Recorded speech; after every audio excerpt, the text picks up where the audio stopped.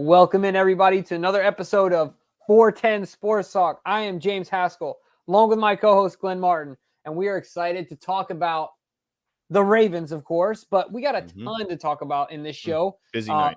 Yeah, we're excited to talk about it because it's going to be a bit different tonight. Of course, the Ravens have a short week. They're already turning around and looking ahead towards Tampa Bay, which is a big deal on Thursday night. We're all excited to watch it. With that said, this show we're going to be doing two things. We're going to be talking a bit about the past in the Sunday game, but to be honest, the lion's share of this show is going to be looking ahead to that Tampa game. We're going to be previewing it. We're going to be giving you guys the ins and outs, the details you need, the guys to focus on, our keys to the game, predictions, and of course, Glenn, our coveted competition. We're excited to talk about it. But Glenn, you know what I was thinking? Why don't we do something different in this one? And off the jump, let's just, before we get to the competition at the end, let's name our previous show's competition winner right off the jump here. Let's do it. Absolutely. I think this is a first-time winner. I think. I could be wrong, but for some reason the name somewhat rings a bell, but not completely. But this week's show winner, Instagram was the way in which he submitted his answers. The winner this week is none other than Josh Myers. Congratulations, Josh. You are now going to be a recipient of some 410 Sports Talk swag. So simply message us again on Instagram. Send us your shirt size and address, and voila, one will show up at your door. Congratulations again to Josh. It's pretty clear. I don't know how you would describe what I'm doing to the show's competition right now, but it's gosh. I mean, I think it's kind of similar to the run the Warriors had. Goodness gracious. You listen to this guy. I mean, your boy's on fire right now. You got to admit. You got a 2-game win streak, and you're calling yourself a dynasty, bro? A dynasty? You haven't even done what DK just did. What'd he do? He won 3 in a row. Did he? Bro. Well, it's going to start today. It's going to start on Thursday. It's going to start on Thursday. And the other thing I want to say, too, shout out to Josh, of course. But, yeah, every week the competition, I feel like the competition participants, in the competition have been going up and up. Yep. And it's just really exciting to see where, obviously make sure you guys get your submissions in because the Thursday night game, don't forget, and it's got to be in before kickoff because, of course, everything is time-stamped. All right, Jared. You see that, Jimbo? Yeah. Right, look, you guys don't know Glenn like I know Glenn. Okay, so this is what I don't want. Okay, guys. What's that? No, from you, Jared, nor from you, Glenn. When you lose, if and when, right? Well, not if, when, because it's inevitable, right? I mean, no excuses. Crazier things have happened. No excuses. Yeah. That's it. I'm not going to lose, but I guess we can try and cross that bridge. But Jared is right. This is the beginning of the Glenn dynasty. What's going on, Michael?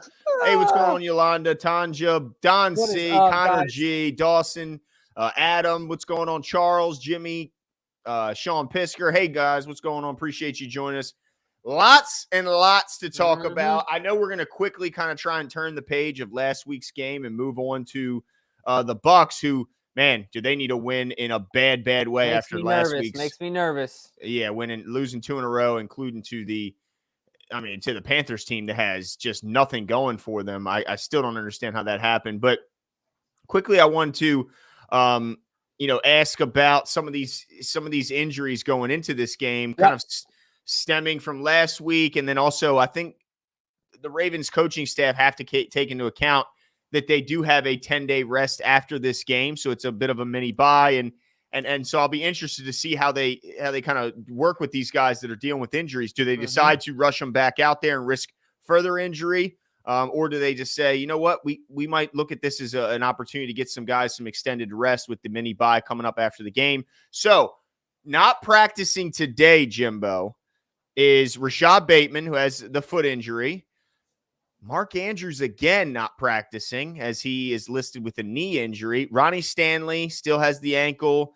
And then Bynes, as he had the quad injury last week. And then Calais Campbell listed as an illness. Now, in some good news, full participation from Marlon Humphrey and Marcus Peters, and limited participants were Gus Edwards and Brandon Stevens. So do you think are you starting to get concerned when you look at Mark Andrews with all the missed practice last week? He comes up with the donut this past game, catches nothing. Now he's back on the injury report.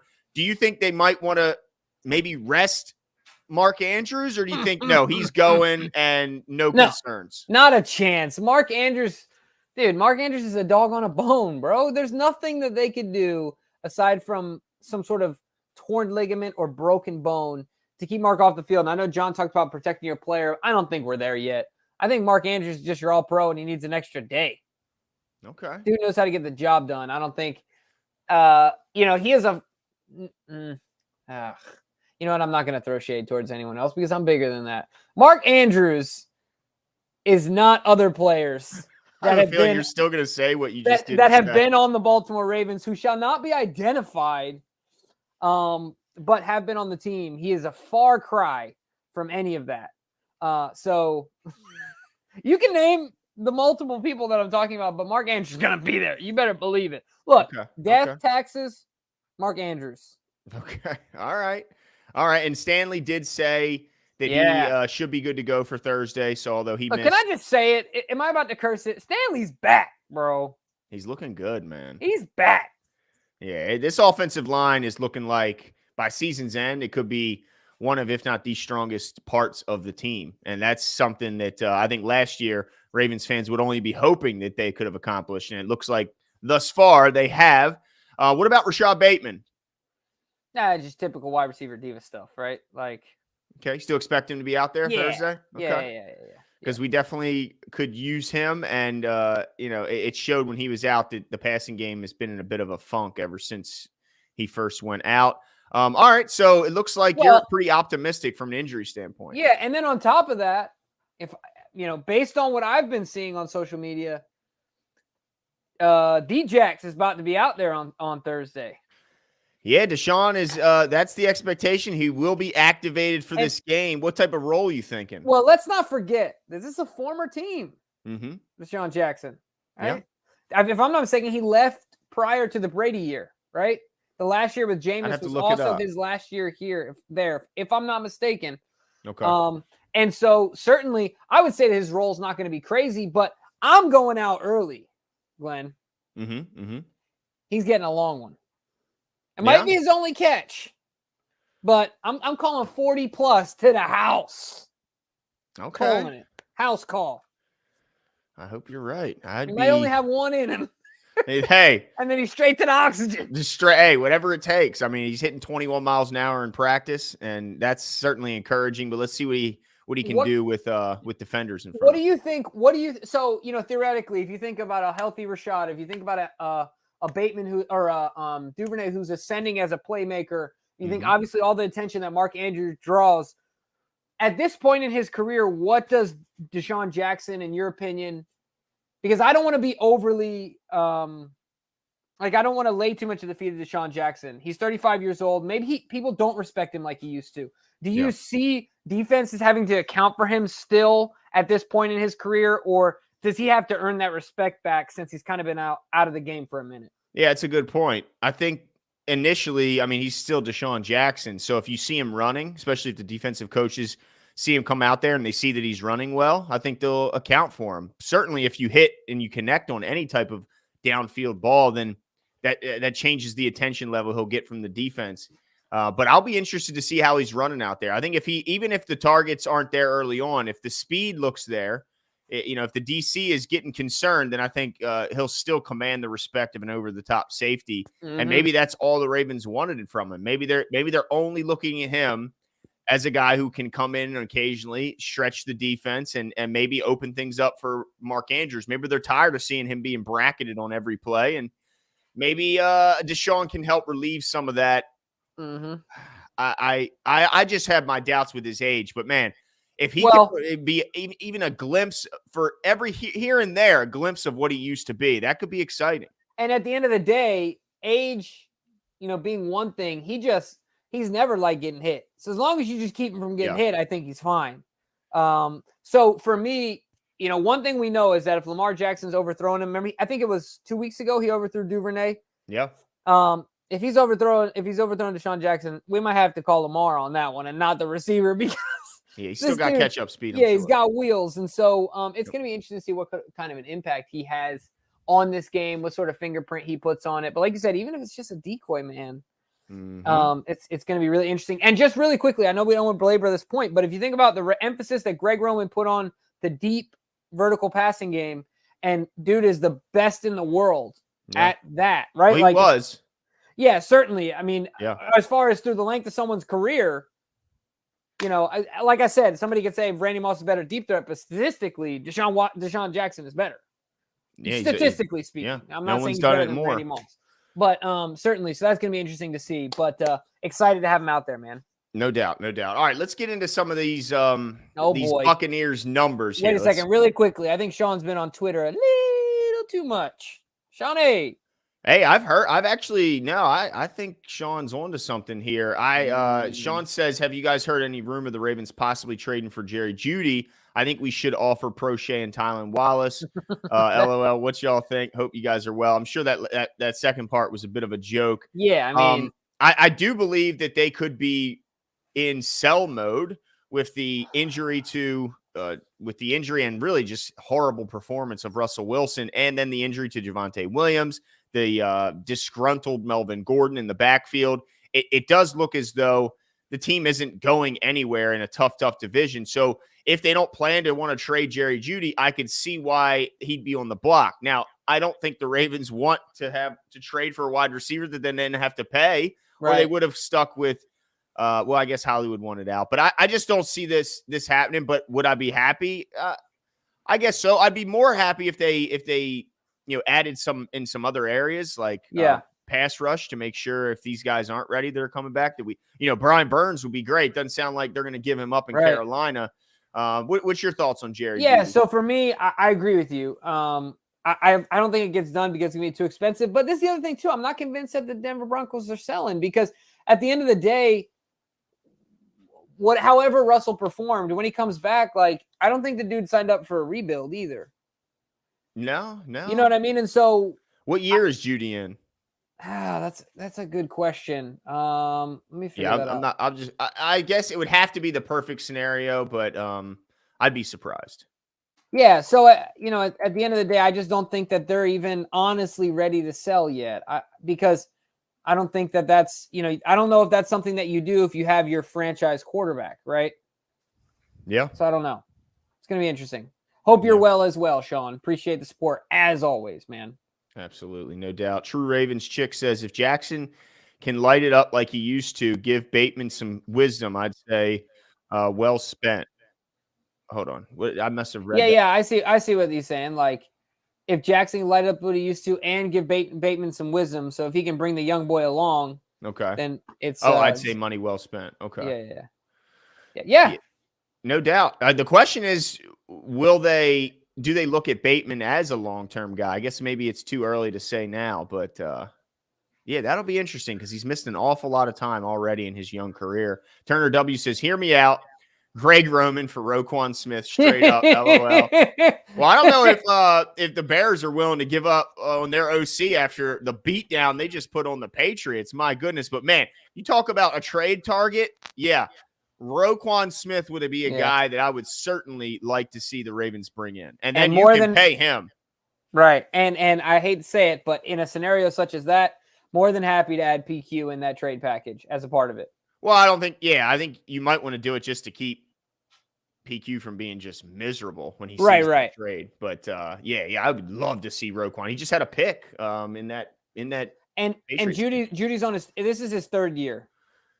Okay, so he's still got an awful lot of time left. That makes think about it. Usually if they're performing right at the end of the third year, they pick up the option and they start talking. Extension. Usually you got 2 years left, you get an extension, things like that. So yeah, that would be kind of surprising. Marco G says, Harb's already doghoused Isabella before he stepped on the field. Why do we sign cheap talent to begin with and store them away like store credit? Well, I think it's just when they expanded the practice squad, the Ravens are just taking advantage of it, and they're building depth through not just their roster, but also the practice squad. And they look at Isabella as a guy who could step in as a return man at any time. And so I think it's probably not. But look, Marco brings up a good point. Like, is at this point, what value is James Prochet bringing? He's only netted negative 15 yards at this point, right? Or I think he's had one catch this season. So why not give a guy like Isabella a try, right? Yeah. Why is he here? That's a good point. You know? I mean, he's not doing you any good on special teams. And what's he doing on offense? Right. Nothing. Yeah. Yeah.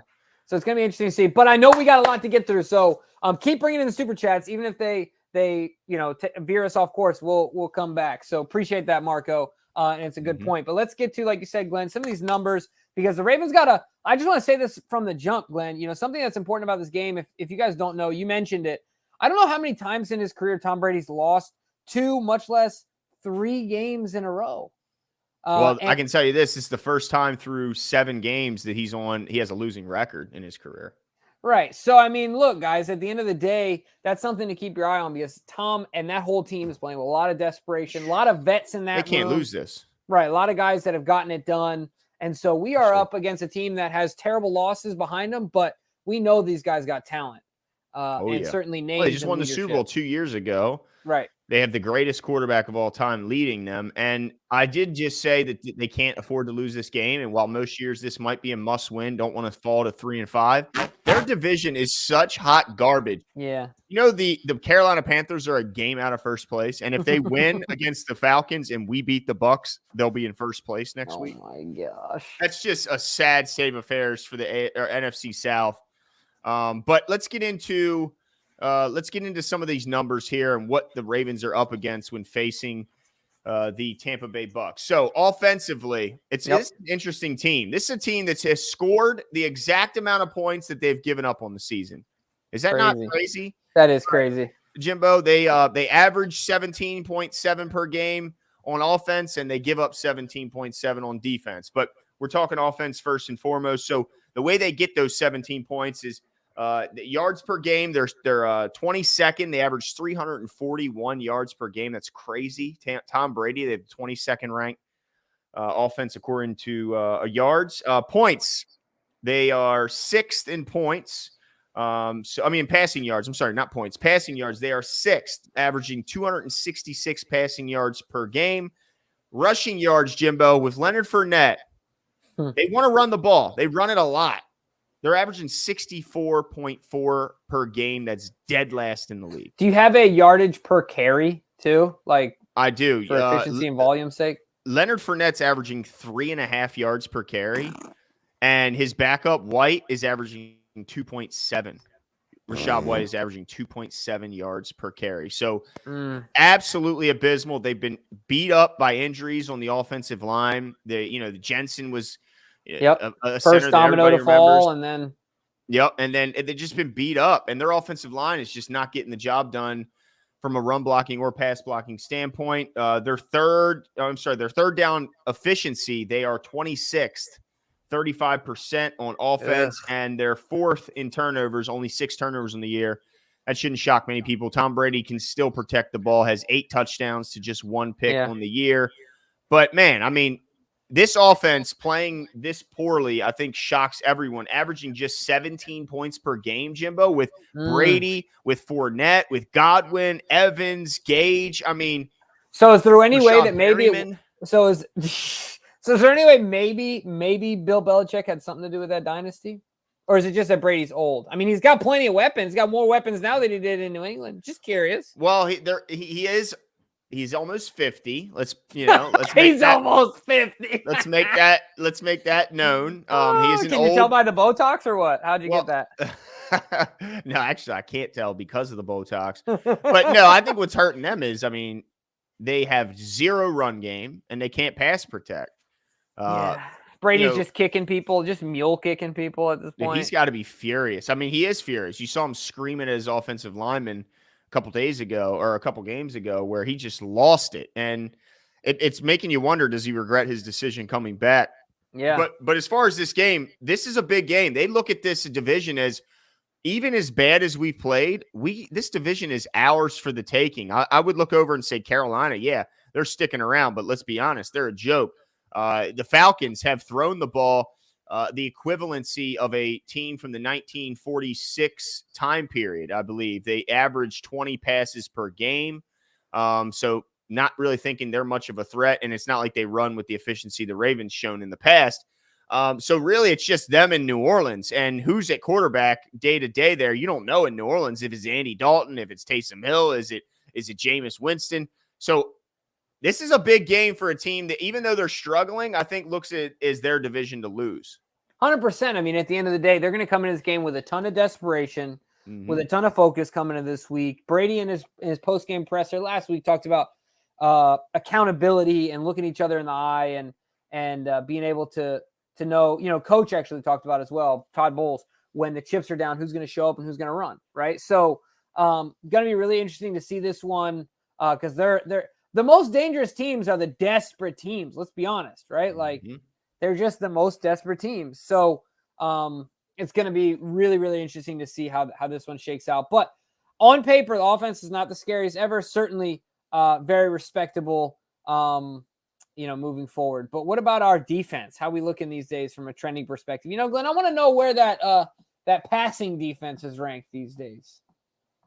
Okay, well, the thing I'm encouraged by about the Ravens defense is I think before the season started, the area in which we were probably most concerned was, does the pass rush group have enough talent there to get to the quarterback? Well, right now the Ravens are 5th in the league in sacks. They have 20 sacks, I believe it is, on the season, which is 5th in the league. So while they had, I think, 5 last week, and that's bringing them up a bit, it's still an encouraging point. So I just wanted to kind of drive that home. But as far as their, their 2022 team, let me see. Give me 1 second here, Jimbo. Yeah. No, for sure. And just to add to that, while you're mentioning it, I agree with you. The pass rush has been sneaky good this year from guys that we didn't initially think of as guys that I think would be the main contributors. Obviously, JPP is a guy that we didn't even know was going to be on the team. We had heard things. Yep. We knew he came in for a visit. But Justin Houston has been our number 1 pass rusher. And, excuse me, sorry. You all right there, Jimbo? Hopefully didn't catch the Rona. No, anyway, what I was going to say is that, but, Owe has been quiet.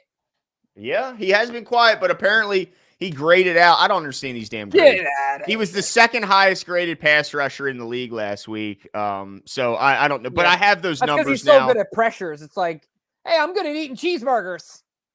Like, great. I mean, well, get to the quarterback, dude. Yeah, you want to see him finish. That matters. I don't know. But let's hope that the guys coming back will help, free some things up for him.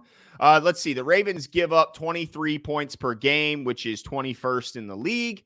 They give up, they give up 385 yards per game, which is 23rd in the league, which are both trending, in at least the right direction from where we saw it in the early parts of the season. All you can work with are trends at this point, right? That's it. They forced 14 turnovers, which is 3rd in the league, which I think is why they were able to kind of stay afloat in some of those games, given those monster yardage totals. They're still 26th in the league as far as defending the pass. They give up 261 through the air per game, and then rushing, they're 10th against the rush. They give up 105 per game, 4.5 yards per carry. That's also been going down, going in the right direction. So I think all these numbers are really going in the right direction. They were just dead last in a lot of these categories through 3 weeks.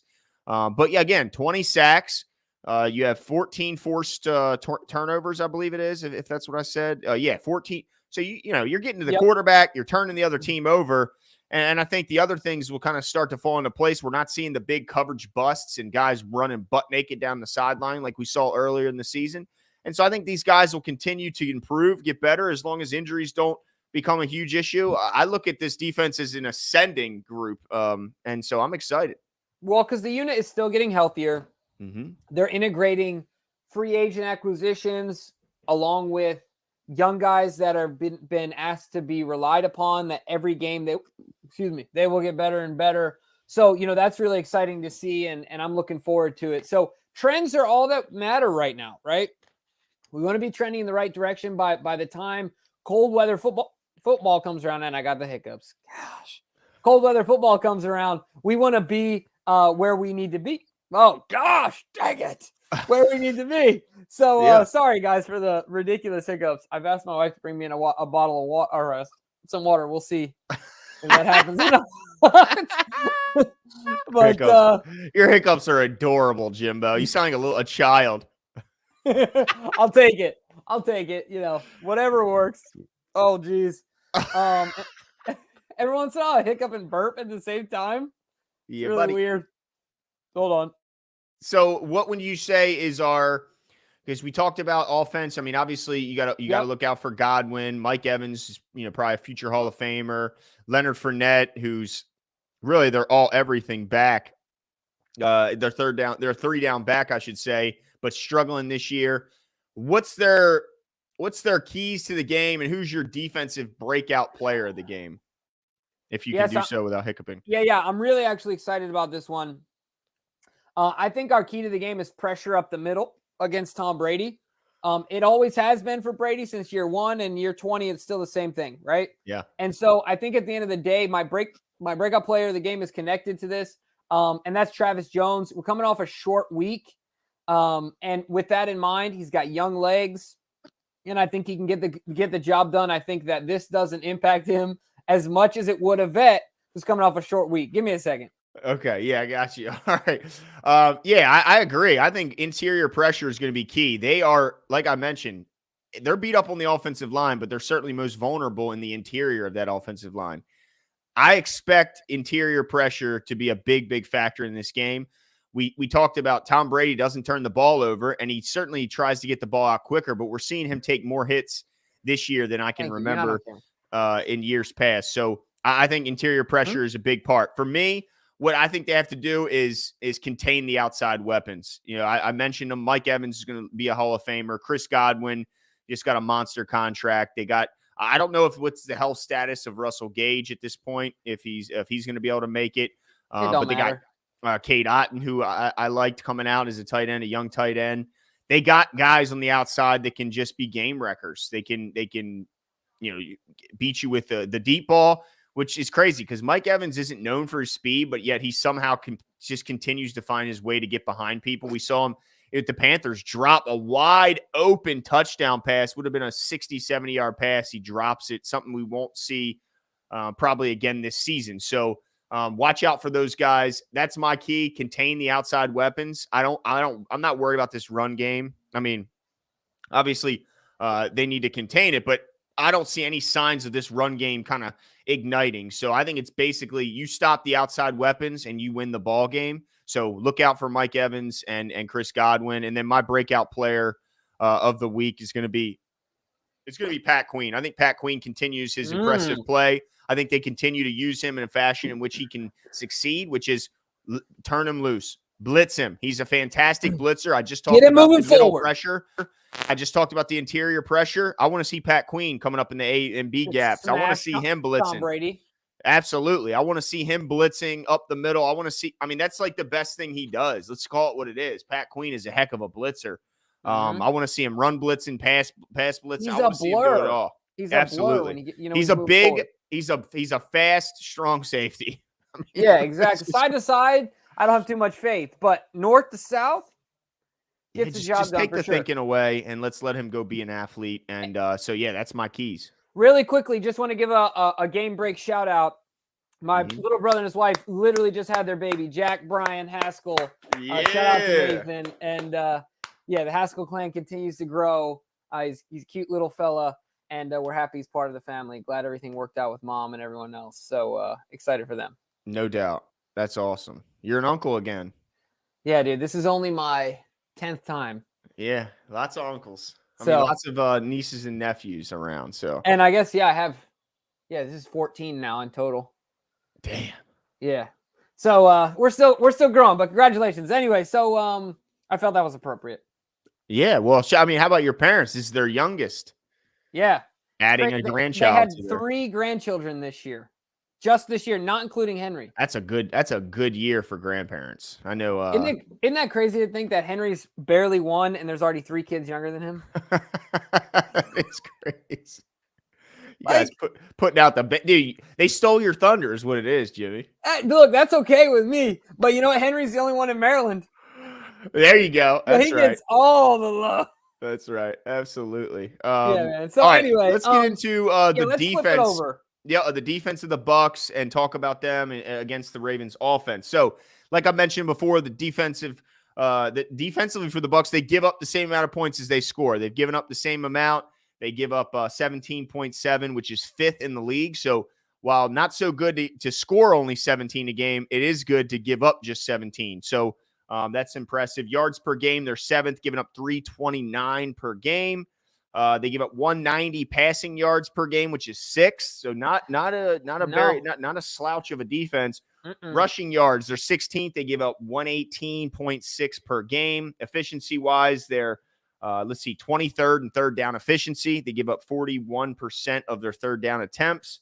And then turnovers, they've turned the ball over 9 times from the opposing offense, which is 16th in the league. So a defense that I think another one that's star-studded. I mean, we talk about how many studs they got on offense, how many names. They got just as many on defense. I mean, you talk about Levante David, all-pro linebacker, Devin White. Devin White is who they thought Patrick Queen was going to be when they drafted him here in Baltimore. The dude is just a freak. And he was the one playing afraid of him, right? In LSU. But you know what the difference is, right? What's that? Devin, you can tell he gets the look in his eyes. You ever seen the video of Tyson's first fight after he gets back out of prison? Where he looks crazy? Where the dude is looking in his face and Tyson's just going like this. Like, dude, I'm gonna destroy you. Like the way that I feel like Devin White welcomes that physicality in such a way that it is just like a warm hug. Right? Mm-hmm. Like he's so excited for it. And it's just that mental difference I really think makes all the difference. I mean, the dude is insane. He searches contact. He's a seek and destroy type guy. Mm-hmm. Man, I wish he was a Raven. Yeah, and then they got Big Vita Vea in the middle, who you talk about athleticism for his size. Yeah, you seen him talking on Bussin' with the Boys? Have you seen that? No. He was, guess what position he was recruited as? Oh, let me guess. Running back. Running back. I knew it. Guess how much weight he gained in his redshirt year? 100 pounds. 100 pounds. How am I guessing all these right? Literally 100 pounds. He came back. So it wasn't even his. Yeah, I think it was his redshirt year. He came back and they were like, he thought they were going to drop him off scholarship. Because he got too big? Yeah, and they're like, we're going to put you at nose. It's crazy. I mean, the guy is a freak. He's a Haloti Ngata-esque type athlete and monster. Shaq Barrett, the pass rusher, who, was maybe going to leave. They decided to bring him back. Yep. You got to love that. Carlton Davis, who I think is banged up right now. Antoine Winfield, safety, is dealing with a concussion. He left last week's game, didn't return. I don't think he's going to play with this short of a week. That's a huge, huge loss for them. That's a big-time safety that can kind of check a lot of boxes defensively for them. He covers tight ends well. So this might be an opportunity for maybe one of the tight ends to kind of take advantage of a lesser option or lesser matchup. But they got a lot of good players on defense, but they haven't been playing inspired football lately. Makes you wonder what's kind of going on there in the locker room, because a lot of people will say it's the coaching change. Yeah. I got to be honest with you. I mean, I don't want anything to do with someone else's personal life. And look, as much as I'm not a Tom Brady guy on the field, sympathy for what him and his wife are going through. It's got to be brutal, but I do think that he feels, I mean, there's just a lot of areas his life is, how thin can you stretch him? You know what I mean? Like he's being pulled in so many directions. He's already made the deal. Ask his plastic surgeon. Yeah, exactly. Like how many times can you nip and tuck before it's like, the skin's getting a little transparent. You took a flashlight to that? Oh boy. So, I mean, it's just, it's not that I have too much empathy towards Tom Brady, but when you sign a deal, a 10-year deal, I think it was with Fox, right? You gotta, naturally, it's human nature to start, picking your eyes up and saying, I don't need this right now. I could be doing that, and he's already, what less does he have to prove? I mean, right. It's like, I think it's had an effect on him. I think that this is Jordan with the Washington Wizards at this point. Okay. Well, I would say this: we've counted him out before. Yep. So I'm not going to do it yet. And, my only concern is I went to Jordan's last over 50-point game of his career, and the game before he was his first time in 15 years scoring under 10 points, and the 51 points. Had all their points in the first quarter, they were winning.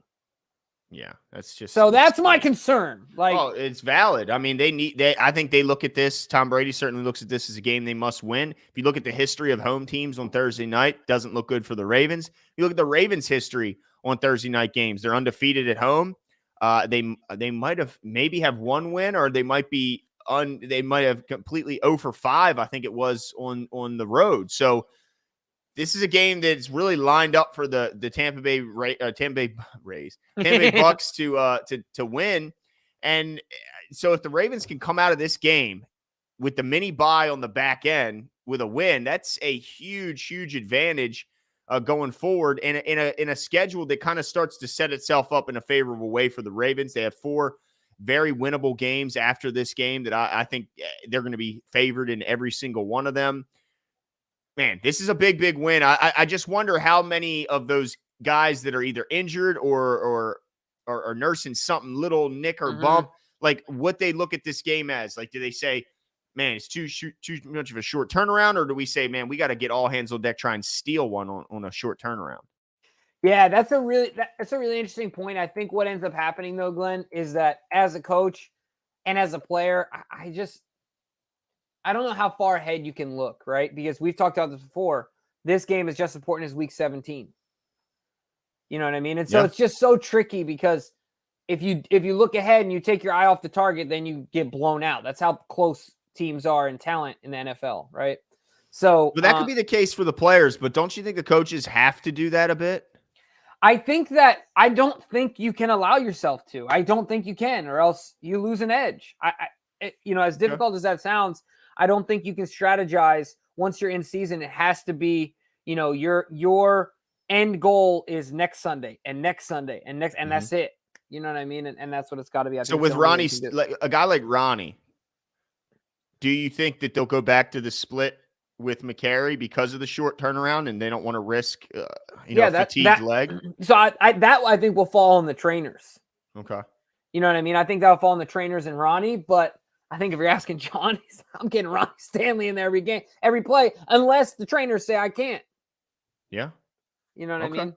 So now one thing they also like to do, Jimbo, I want to, and we'll kind of take this into our keys and our breakout player offensively. Yeah. They love to blitz in Tampa. They like to send exotic blitzes. They have a bunch of talented players that can blitz from the linebacker and even DB positions. I look at this offensive line as again, a group that's certainly on the uptick, and Lamar started the year playing fantastic against the blitz, but what's your thoughts where this passing game is right now facing a blitz heavy team like the Bucs? Yeah. So I have to say, I feel better that Bateman is back in those scenarios because I think he does make a difference. Right. That's where I think his impact is had. Not that it's not in other areas, but it really shines. Also, let's not forget that it's quite possible, and I would put a lot of money on it, that Gus is probably our best blocking back. And he's back. He's gigantic. Yeah, I mean, he's exactly. It's exactly that. Probably helps. And think about it. There's no way he made it on this team as an undrafted rookie if he couldn't block. 100%. No way. So that was probably one of the first things they noticed about him. To be honest, let's be honest, right? Like they probably saw. That's probably what popped on tape and said, "Dang, 3.5 can block," right? So that also helps. Now, at the end of the day, blitz is an unfair advantage. So mathematically speaking, they have more coming than you're able to block, right? Yeah. So I think Bateman makes a difference. I'm just being optimistic here that I think now that teams have started to do it, it's starting to show its head again. The offense can refocus and like whack-a-mole, right? Like you knock that down again, and then you're on to showing them you can do it, and you're on to the next thing. You don't have to worry about it, but you got to show them early that you can execute against the blitz. But I think they'll get it done. I think with the wide receiver group at full strength, I think it makes a big difference. And then Gus also makes a big different. But let me ask you this, Glenn. When it comes to that, I've said it before, and I hate the back foot stuff. I hate the fading stuff. Like I'm just not for that, right? So do you see a situation in which we see a blitz coming and we attack it with a Lamar rush? Right? Like, I don't feel like we've seen that a lot this year. Maybe I'm wrong and maybe I'm not seeing something, but I feel like that's another way we can go at this. What's your take on that? Like, I want to see a little bit more of that. Some called rushes for Lamar Jackson in scenario where we know they're coming and Lamar turns into a rusher. You kind of change that mathematical equation because then the back becomes a blocker or whatever, right? But do you see that as a scenario you would like to see as well and a likely one? Yeah, I'm all for more designed runs. Now, I don't want to go, I don't want this to look like a high school offense, but I think that when you sprinkle in Lamar, I've said it many times, it just opens everything up for the running game. And when you add Gus into that, that factor, I think it makes for such an unstoppable offense. So I'm all for and now I'm not saying overloaded, but I'm saying I would no problem with at least once a quarter or even uptick from there. Let's see Lamar have that ability to pull the ball out of Gus's belly and take it around the edge. I think has to be done. My question is, if they decide to not blitz, because we see teams play Lamar Jackson a little bit differently than sometimes they show on tape up to that point. So my whole thing is, if they decide to drop into coverage, like we saw a lot of Cleveland do, now, which was very successful, right? Like, well, Cleveland had the advantage of having Clowney and Garrett. I mean, that helped, and they do have Shaq Barrett, and they got some guys. But if they do that again, can the guys downfield get open for Lamar? Because we saw some of those sacks were just coverage sacks. Lamar had plenty of opportunity. The offensive line did their job, but you can only block for so long. And then the guys just didn't get open. So it looks like they have a design coverage against Mark Andrews that worked really well last game. So I'm assuming we'll see a repeat of somewhat of that this week until we figure out a way to beat it. So who's the other guy who's going to step up and go, yeah, your number one is taken away? Mark Andrews, they're showing him a lot of attention. Can Bateman finally quit with the drops? And can Duvernay show up again? Because we haven't seen him much in the last couple games from an offensive standpoint. Yeah, that's a good question. I think if I had to pick a guy that's going to be the one that steps up, I don't have to think too hard. Yeah, who's that? Duvernay, baby. If you're talking about the passing game, he just needs it in the area code, man. Just give him opportunities to get the ball. But I think at the end of the day, blitz, no blitz, coverage, no coverage, whatever. The best part about the win against the Browns was that we know that our guy is in the backfield and he looks healthy, and every week he's going to get stronger. I think that if Gus can run the ball effectively on first and second down, the world is the Ravens' oyster. Let's not complicate it. I don't care if they know 35 is getting the rock. If he's going to get 4 yards and then 4 yards again, and we're 3rd and 2, why change it, right? Like, do whatever you want, defense. Gus Edwards getting 4 yards. Like, you know what I mean?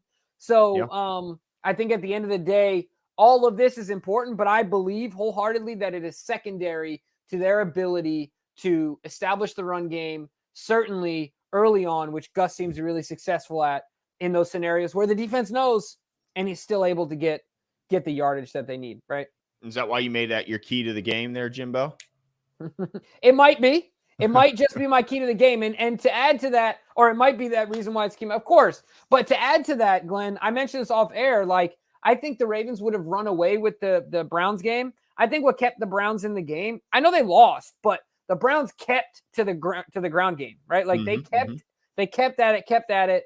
And I think that's what helped keep them in the game. I don't think the Ravens need to go around to go about this game trying to outsmart anyone. Like, be who you are because it gets the job done, right? You don't need to be something you're not. So, yeah, I mean, absolutely. My offensive key to the game is running the football, and I think that's where it all starts. What's your offensive key to the game? Yeah, to me, I think the reason the Ravens were ahead in that game is because they were, for the most part, playing a pretty clean game until the Justice Hill fumble. They had no turnovers to that point. They did have 3 penalties, which gave the Browns 2 first downs, which can't happen, either. But outside of Justice Hill coughing that ball up, they were able to, keep the ball in their hands, keeping their possession. So to me, my key to the game is just play clean, limit penalties, and don't turn the ball over. We cannot give Tom Brady any more additional opportunities to get out of whatever funk that their offense is in. I fully expect him to drag them out of that funk at some point. Let's just hope that it's not this Thursday. So to me, you just protect the ball, even if that means that you take a sack, you throw the ball away, and you punt and live to fight another down. Don't turn the ball over, and no silly, stupid penalties on either side of the ball, but certainly on offense where it can really derail a drive. So it's just all about playing clean. And my player of the game, I'm predicting Isaiah Likely is going to get one. I think that you've died on the hill of Isaiah Likely a number of times. You're going back to that one, huh? Going back to it, I think the injuries to their safety position will cause them to overreact and really cover up Mark Andrews in a kind of a unique way. And I think it'll give an opportunity for Likely to show out, because I think the Ravens will be expecting them to show that attention to Mark Andrews. And so I think Isaiah Likely gets his first touchdown. Is it his first touchdown, or would this be his first touchdown? First one in the regular season. So yeah, I that's my player. What about you? Yeah. So my player of the game offensively, I went, look, I like to go out on my shaky limbs, right? Yeah, you will. But I'm not doing that this game. I'm going with number 8, Lamar Jackson, in that, Lamar hasn't had the best games the past 3 weeks. Like, let's be honest, right? Yep. So I think Lamar is due for a bounce back game. Last time he played against Tom Brady, he absolutely balled out. Mm-hmm. I think he likes the moment. I think he likes playing against the GOAT. And I think he's excited to show off for Tom Brady and show him what he's about. So I'm taking Lamar Jackson, has a real bounce back game this game. And I'm also going to say this, Glenn, based on the fact that Gus is back, I think that this could be, it's hard to say, man, because he's already had some masterful games on the ground, but we're going to see some exciting stuff from Lamar Jackson on the ground this game.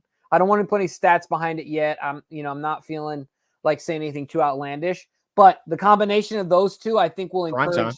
Yeah, I think exactly. I think it will encourage Lamar to keep it a little bit more, because now you have a threat in Gus that is more respected. So the holes that Lamar will see if he decides to pull it back are going to be that much bigger, because the defense is now even more in doubt. So I think we're going to see some exciting stuff from him on the ground, some highlight stuff. Yeah, it's just Quan says, what if Greg coaches from the sideline? Will that somehow help from a chemistry standpoint? I see all coordinators like the Chiefs standing next to Mahomes. You talked about this, Glenn, but Bieniemy doesn't really call the plays, right? Well, I don't know who. Sometimes it looks like he is. I don't know who is, but I will say this: the Bills' offensive coordinator Ken Dorsey's been in the booth all season. And how's that offense look? Dable was in the booth, right?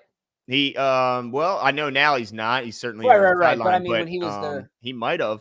But I think Greg's done it both ways. I think there's advantages to both. I have said that communication, I think, will be much easier if you're on the sidelines, but sometimes that can probably be a bad thing if players are constantly trying to give you, their, bit of advice. Of course, you value certain opinions, but you don't want everyone rushing up to you with, hey, my guy can't guard me type of tips. And then there's also the advantages you have from just a bird's eye view standpoint, being able to look up upstairs. But I think there's advantages to both. He's done both. He's talked about it. He's been asked about it. But ultimately, I think since he's been a Raven, he hasn't been out of that booth. So it doesn't seem like he's coming out. And I'm okay with it, because to me, I feel like the advantage is, look, first of all, you can always walk down the steps. You can have an in-person conversation, right? Yeah. Second of all, I think the advantage to really getting a good view of how the defense is reacting to what you are doing like this, it's so much different when you're up in the booth than when you're down on the sideline. Yeah. You don't have much of a view from the sideline. Yeah, and less for Greg. He's not the tallest guy in the world. It's true. A bunch of monsters standing in front of him. Yeah, exactly. What's he going to do? Ronnie, move out of the way. Like on a step stool. Yeah, he's going to be like that guy from Space Jam. Yeah, exactly. You know what they got to do? They got to give him the Booger Mobile, dude. The Booger McFarlane Mobile, and let him just sit in his perch. Yeah, exactly. And ride up and down the sidelines. Dude. Just blocking everybody's view. That would be awesome. But yeah, I mean, I'm okay with him sitting up in the booth. But it is a good question, Quan. It's something that Glenn and I have talked about before. And you do wonder how much of that chemistry would be had or gained if he was down there. Yeah, it's hard. It's definitely hard to know if it, because I don't see Lamar on the phone very often either. No, that's a good point. Maybe I don't know if we put this up here. James, hold your breath. Yeah, I did. They're gone. Shout out to Mom, brought me in some water. Oh, got you. The hiccups. That's right. Okay. Yeah. All right. Perfect. Appreciate it. All right, so let's get into our favorite time of the show, right, Jimmy? Yeah, absolutely. And so we're excited to get into this competition. And as we, before we get into the competition, we got to take care of some business real quick, ladies and gentlemen. Look, we love doing the show, but we got to pay some bills here while we do the show. And we appreciate you guys supporting us. So our two sponsors for this show, of course, I think I showed you guys the swag, the affiliate company that we're working with that does NFL licensed Ravens gear, and also other teams. If you've got family members you want to gift stuff for, at the end of this video, Glenn is going to be kind enough to leave the links simply in the description of the video. So go check out their gear. It's really nice stuff. We're going to do monthly giveaways with them. We already did one last month, and we're excited to get that over to our contestant winner. Mm-hmm. But check it out. It's an easy way for you to get something out of helping the show. You don't have to do anything extra, pay anything extra. Just use the affiliate link to go check out their gear, and it's really nice stuff. But also, Glenn, I'm excited for some Prize Picks numbers this week. I'm taking Lamar Jackson on the over, so you know. Okay. Fair. And I'm taking. I think he said at 45 right now. Taking the over. That is stealing money. Over 45. Easy. Tripling my money. So, Glenn, how do the folks participate in Prize Picks? Yeah, you simply download the Prize Picks app. When you do your deposit, put in promo code 410 to get a match up to your first $100 deposit. So it's free money and it's fun. I mean, I'm telling you, if you just put in $20, get a match of 20, you'll have $40 to play with. It will make games more exciting. Take advantage of your knowledge and get some extra pocket change for the holidays coming up. Yes, sir. Absolutely. So let's get into it, Jim. Well, really quickly, let's get to Jennifer's super chat if that's cool. I didn't see. No, it's all good. Jennifer said, "Hey guys, Filipino Ravens fan watching from Salt Lake City, Utah. Love watching the show. Keep up the good work. Shout out to SLC. I spent some time there myself. It's a good city. And a shout out to all of our international Ravens fans out there. Really quick story time, Glenn. I had a roommate in college that was Filipino, and Jennifer, you'll probably get a laugh. You'll probably get a laugh out of this. He liked to call me gago, which I later learned was a bad word. And nice. Yeah, but that's okay. You know, we're still friends to this day. There you go. But great food. Try some balut, Glenn. It's duck embryo, hard-boiled duck embryo. It's good. Fried duck, frog legs, excellent. Frog legs, excellent. Where are you? I mean, you can get it at like the Filipino Salt Lake Asian market. City, Utah? Yeah, Okay. yeah, you can get it at like the Asian market or whatever. It's right. I'll tell you what, with the balut, I stopped because the last one was pretty mature. I bit it, felt the beak. You know, I was done after that one. Yeah. I was done. But you just put some salt on it. It's good. It's good stuff. Better than a hard-boiled egg. No way. Oh, yeah. Yeah. Much more flavor. Anyway. All right. You like beak? Let's get to it. Glenn, do you want to throw I'll throw the banners up. You can preface them. Let me make sure I got them here. All right, I got them all. I'm ready. All right. So every week DK comes up with a series of over-unders and then a closest to the pin challenge to tie break any over-unders. So we have a series of 2 over-unders for the offense, 2 for the defense, and then a total score over-under. And then, like I mentioned, a closest to the pin to break the tie. So let's get into our first one here. We have Lamar Jackson, passing yards, over-under 180.5. He averages right now 199.6 per game. Jimmy, will we have more than 180.5 passing yards on Thursday? Yes. Lamar Jackson is going over. Woo! Nice. I agree. Over as well. DK says under. No faith. You know, no faith, Jimbo. I've always said that about DK. He has no faith in our Ravens. Oh, really? You've always said that about DK, huh? No faith. Yeah, I swear it's unbelievable. All right, next one we have. Let's see. Oh, I'm slipping here. Here we go. Gus Edwards, rushing yards, 80.5. Last week he had 66 yards on the ground. Jimmy, what say you? Will he have 80.5? You know, I'm going to be honest. Right now on the doc, it says under. I put under, and I hate that I put under. But the only reason I'm putting under is because it's his second game in, 5 days, coming off an injury. I think the Ravens will use Justice Hill as he's become more reliable. I think Lamar We'll hold the ball. We'll pull that ball out of the mesh point a couple times because Gus has to be respected. So I'm going to go under and just under. So am I. I agree with you. It's good. good. I hate it. Hurts. It hurts, dude. It hurts. Yeah, I mean, look, I wouldn't be shocked if he pops a 45-yarder and then we're looking silly in this one. But I say under as well. DK says over. He has a little more faith in this regard. And then Brad says under. He agrees with us. All right, next one, defensive. We have Ravens fumble recoveries over under 1.5. I think we had 2 last week we jumped on. What's your thoughts on this one, Jimbo? Would they have? I'm going under here. I mean, I feel like you talked about it. Brady, as a team, they take care of the ball. I'm going under. I don't feel like it's very common that you pick up 2 fumbles in a game. Now, I know our numbers have been good from a turnover perspective. I just don't think it's a super common occurrence. So I think this is an easy one. Yeah, I think DK gave us a bit of a softball with this one. We all said under, and we could all be very wrong, but I think we're all going to be very right on that one as DK enters the background. And we're criticizing his fumble recovery over under. All right. So the next defensive one we have is Travis Jones total tackles 1.5. He had 2 last week. Will he have more or less than 1.5 tackles, Jimbo? Glenn, I'm going under here. Okay. Just under. But I will say this. I think we forgot to mention our defensive players, breakout players of the game. Did we? I think we did. And I'm picking Travis Jones as our defensive. Oh, no, I did. Oh, sorry, I didn't. I'm picking Travis Jones as my defensive breakout player of the game. I do think he has 1 sack on Tom Brady, and overall an impactful game. It might not show up in TFLs, but I think he has a big game. Okay. Oh, sorry, DK. What'd you say? My bad. Total tackles. Jeez whiz. I can't read once again. I'm going over. Okay. I'm going to go over as well. I think they like to run the ball. They're just not good at it, but they like to just keep hammering it away. So for that reason, I'm going to say over, even though, catch, DK. Yeah, it's pretty simple. I know. Well, I have this thing where I get impatient and I just don't read the whole sentence. You're like, I got the gist of it. I got it. I'm like, yep, got it, done. So we both agree there, over, as well as DK and Brad both agreeing. Everyone says over.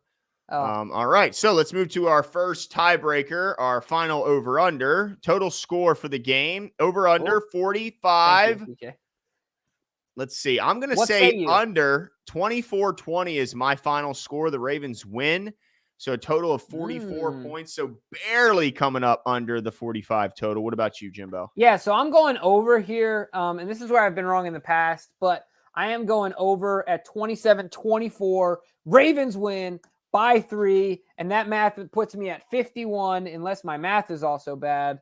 But I'm going with 51, over by 6 points. Ravens get the dub. They're going to be eating them dubs like Jameis Winston, baby. Yeah, buddy. DK and Brad both said under, although didn't give us their winner or score. But, okay, we'll have to let that slide.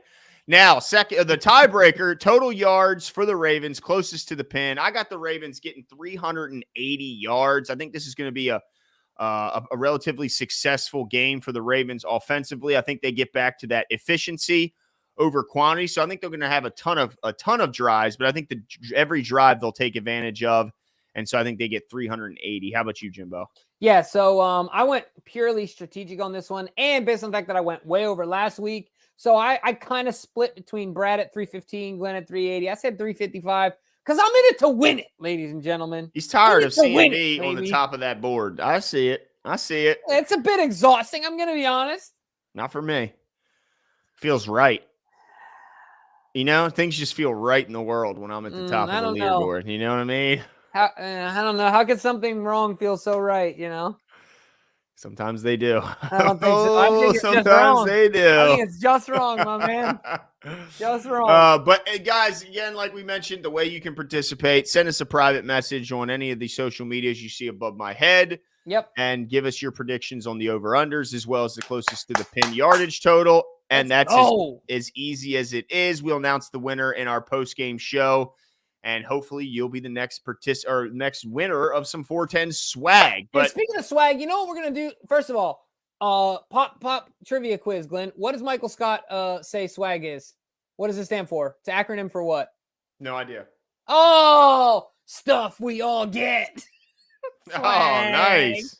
I like it. But speaking of swag, I'm going to do something else really quick. And this is totally impromptu, but you know what? Making an executive decision right now. Okay. The first person to use our affiliate link and send us a picture on social media and tag us with the gear that they get from our social media link will also get a 410 Sports Talk t-shirt just for doing that.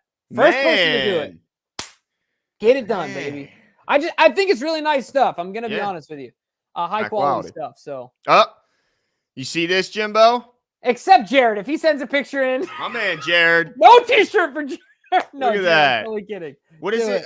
What did he say this was going to be? The beginning of a dynasty? The Glenn Dynasty. The Glenn Dynasty. You hear this? DK, Glenn's claiming that he's starting a dynasty when you had 3 in a row. DK is the original dynasty. Glenn's already calling himself the Warriors. Well, look, I mean, he could be the Celtics of old. Wait, but how do you get to be the Warriors? That's what I'm trying to figure out. It had to start somewhere. Raptors, bro. It had to start somewhere. No, it has to start somewhere. It's starting now. You just lost Kawhi, dude. You just lost Kawhi, and now it's over. My guy, Sean Pisker, he wears the shirt all the time. So shout out to Sean. Send us a picture, dude. Let's check it out. And look, Dave Cutzell is not wrong. I got one on right now. The hoodies are legit. It's my favorite hoodie. It's not just because it says 410. It's legitimately my favorite hoodie. I love the way the way it feels and fits. It's perfect. It's just Quan said, if the O is terrible, but we win, do we make a trade?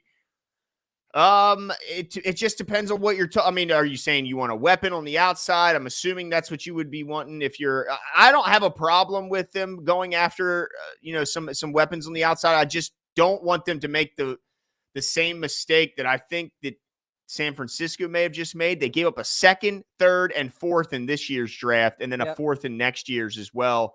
I don't think I want to give up all that and then have to pay a guy on top of it. So maybe give up that to a guy you don't have to pay a ton if you don't have to, but actually still, I just don't see how it works out. So I don't think they make a trade on offense, but I would love to see them add to a defense, to the defensive side of the ball. Roquan Smith, I will be elated. Burns, I don't think he's a possibility.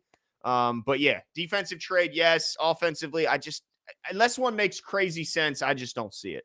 Yeah, I'm with you 100%. And just so you guys know, I did drop our link to our store, our Teespring store. That's our 410 Sports Talk swag. I just realized that we always give out swag, but we don't make it super easy for you guys to find it. So go ahead and check it out if you want to. But yeah, I agree with you. I think there's a more likelihood that there's a defensive move made, not an offensive move.